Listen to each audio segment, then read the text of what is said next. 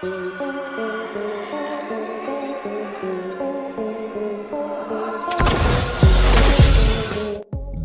कश्यप एक ऐसा गैंगस्टर जिसने जन्म लेते ही आतंक मचाना शुरू कर दिया।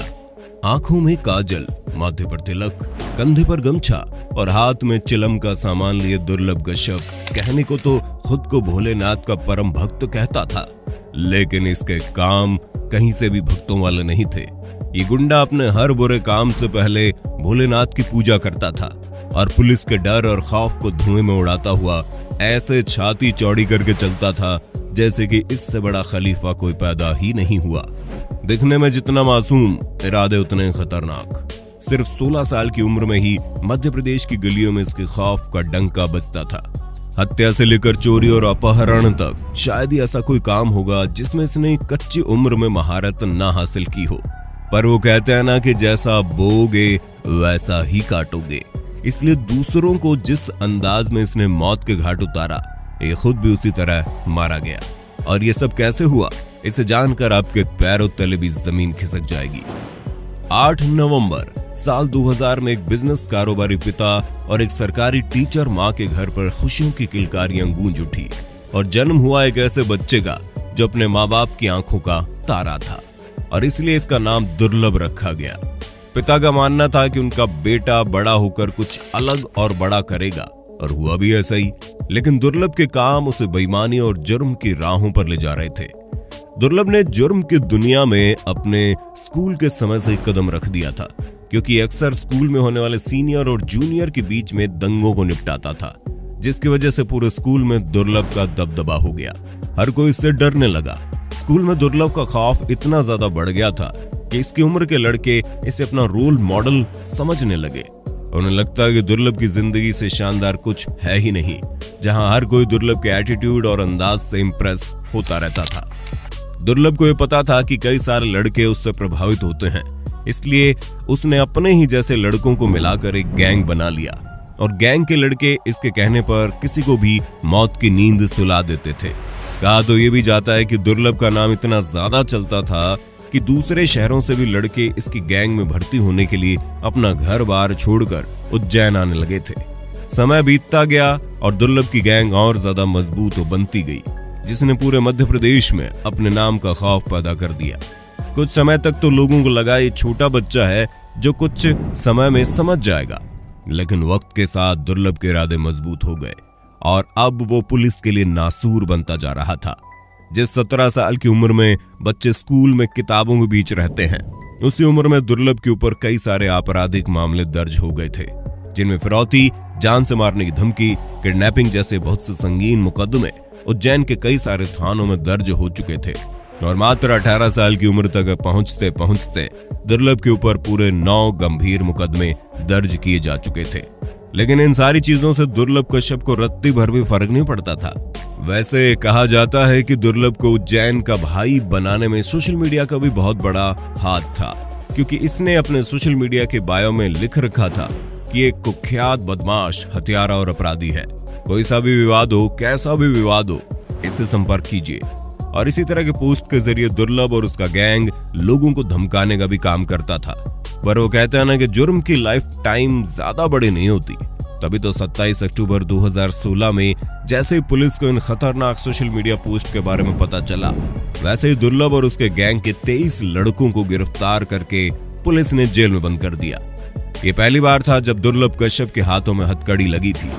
दुर्लभ कश्यप जब जेल में था तो उस वक्त उज्जैन के तत्कालीन एसपी सचिन अतुलकर ने उसे बोला था कि दुर्लभ, तूने बहुत कम उम्र में बहुत ज्यादा दुश्मनी पाल रखी है, तो जब तक जेल में है तभी तक जिंदा है, जैसे ही तू बाहर निकलेगा कोई ना कोई तुझे मार देगा।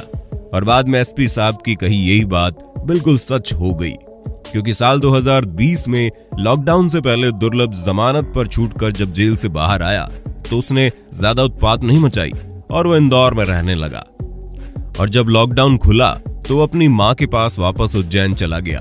सब कुछ सही चल रहा था, लेकिन तभी 6 सितंबर 2020 को वो काली रात आई जब दुर्लभ की मां ने अपने बेटे और उसके दोस्तों के लिए दाल बाटी बनाई थी। सबने साथ बैठकर खाना खाया था और अपने दोस्तों के साथ सिगरेट पीने के लिए अमन और भूरा की दुकान पर रात के 1 बजे पहुंचा। वहां बैठा और थोड़ी बातचीत की। तभी रात के 1:30 बज गए और वहां दूसरी गैंग के शहनवाज, शादाब, इरफान, राजा और रमीज और उनके दूसरे साथी भी उसी दुकान पर पहुंच गए। शहनवाज और दुर्लभ की गैंग की पुरानी रंजिश चलती थी, जिसके चक्कर में दोनों एक दूसरे को घूरने लगे और देखते ही देखते दोनों के बीच कहासुनी हो गई। दुर्लभ और उसके दोस्त गिनती में कम थे और शहनवाज के साथ ज्यादा दोस्त थे, इसलिए उन्होंने मिलकर दुर्लभ के ऊपर चाकुओं से वार कर दिया। दुर्लभ ने अपने ऊपर किए इस हमले का जवाब शाहनवाज के ऊपर गोली चला कर दिया, जो उसके कंधे पर लगी और वो घायल हो गया। ऐसा होने के बाद शाहनवाज के साथ ही दुर्लभ और उसके दोस्तों पर टूट पड़े। इन लोगों ने मिलकर दुर्लभ के ऊपर चाकू से वार करना शुरू कर दिया और उसके दोस्त अपनी जान बचाकर भाग गए। दुर्लभ कश्यप के दोस्त अभिषेक शर्मा का कहना था कि शादाब चाकू मार रहा था और चाय वाला भूरा भी शाहनवाज की गैंग के साथ मिला हुआ था। पूरे 34 बार दुर्लभ के शरीर पर चाकू से वार हुए थे, जिसकी वजह से मात्र 20 साल की उम्र में उसकी मौत हो गई। इस गैंग वॉर के कारण पूरे उज्जैन के होश उड़ गए और हर न्यूज चैनल पर सिर्फ और सिर्फ दुर्लभ कश्यप की मौत की खबरें छाई हुई थी। दोस्तों, अब कहने के लिए तो कोई बड़ी बात नहीं है, क्योंकि दुर्लभ कोई दूध धुला तो था नहीं।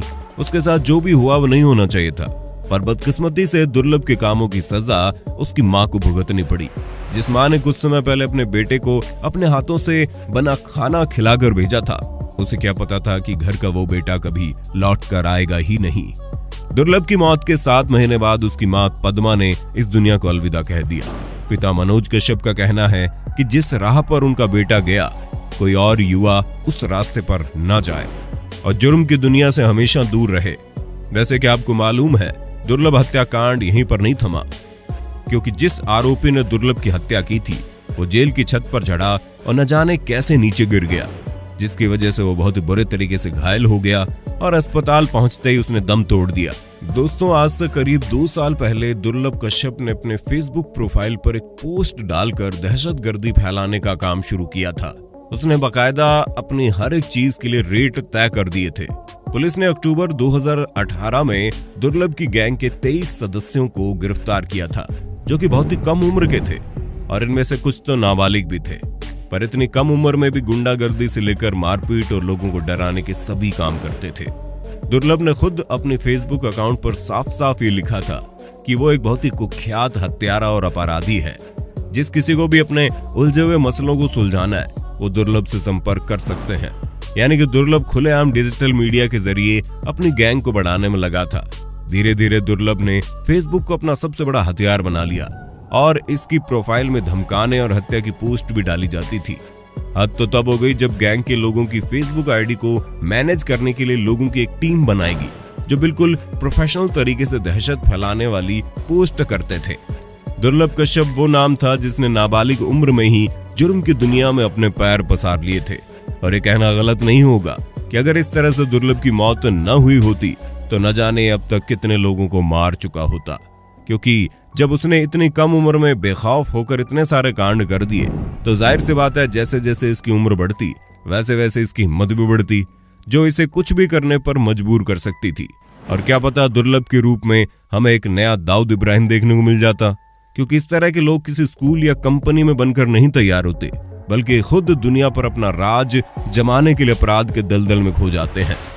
दुर्लभ जैसे न जाने कितने सारे लड़के हैं जो मारकाट और फिरौती जैसे अपराध को अंजाम देकर खुद को दादा कहते हैं, और जैसे इन्हें समाज में थोड़ी सी इज्जत मिलती है या फिर कह लीजिए लोग इनसे डरना शुरू कर देते हैं, वैसे ही अपने आप को और ज्यादा काबिल समझने लगते हैं, जिसके बाद ही अपनी मनमानी करते हैं। ऐसे में हम तो आपसे सिर्फ इतना ही कहना चाहेंगे, दुर्लभ जैसा कोई भी नौजवान न निकले। इसके लिए सबसे पहले तो माँ बाप को अपने बच्चों पर ध्यान देना होगा, और दूसरा समाज में इस तरह की गुंडागर्दी शुरू हो उससे पहले खत्म कर देनी पड़ेगी, वरना जाति, धर्म और पॉलिटिकल पार्टी की आड़ में गुंडागर्दी करने वाले छोटे छोटे लड़के कब आस्तीन का सांप बनकर समाज के लिए खतरा बन जाएं, कुछ कहा नहीं जा सकता। बाकी दोस्तों, आज के लिए बस इतना ही। उम्मीद है दुर्लभ कश्यप की कहानी को सुनने के बाद आपको यकीन हो गया होगा कि कैसे आजकल के छोटे छोटे बच्चे अपराध की दुनिया में अपने पैर पसार रहे हैं, जिन्हें पहले से ही काट देना जरूरी है। अब आप इस पर क्या कहेंगे कमेंट में बताना, और इसी तरह की वीडियोस को देखते रहने के लिए चैनल को लाइक, शेयर, सब्सक्राइब तो कर देना। धन्यवाद। दोस्तों, आपकी स्क्रीन पे 2 और वीडियोस दिख रही हैं, जिसे देखने के लिए आप इस स्क्रीन पर क्लिक करें। दोनों देखिएगा, बहुत अच्छी वीडियो बनी है।